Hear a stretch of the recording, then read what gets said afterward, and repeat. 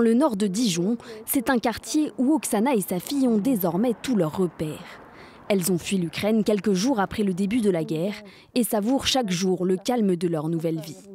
Ici, il y a tout pour la vie quotidienne et cela me plaît. Arrivée au printemps 2022, Oksana a rapidement obtenu ce logement social où elle vit avec ses 2 enfants. Convaincue que la guerre va durer, elle voit désormais l'avenir de sa famille en France où elle a obtenu le statut de réfugiée. Pour moi, la guerre a commencé il y a 10 ans parce que j'ai habité à Lugansk région. En Ukraine, je ne vois pas l'avenir parce que mes parents sont morts. Mes enfants, c'est mon avenir. Déterminée à trouver un emploi de comptable, Oksana révise chaque jour pour améliorer son français. Des progrès suivis de près par Tetiana Yablonska, responsable d'une association de soutien aux réfugiés ukrainiens. Ton niveau aujourd'hui, c'est lequel? B1. B1. Wow. Oksana, elle se débrouille bien. Par contre, les autres réfugiés, ils ont besoin d'accompagnement.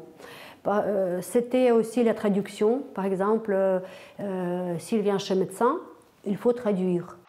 Créée par Tetiana juste après le début du conflit, l'association accompagne une centaine de réfugiés avec notamment une distribution de produits alimentaires chaque semaine.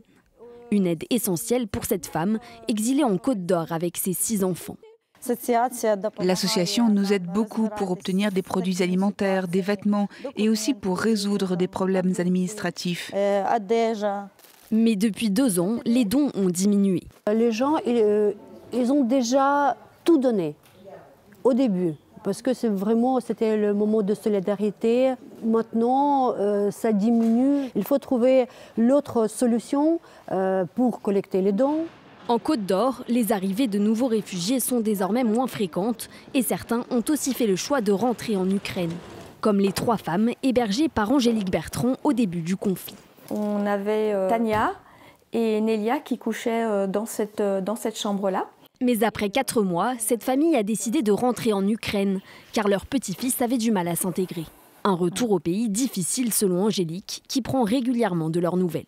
Des fois, ils ne peuvent pas nous parler parce qu'ils sont à l'abri, parce qu'il y a des alertes, ou dans le noir parce qu'il n'y a pas de lumière.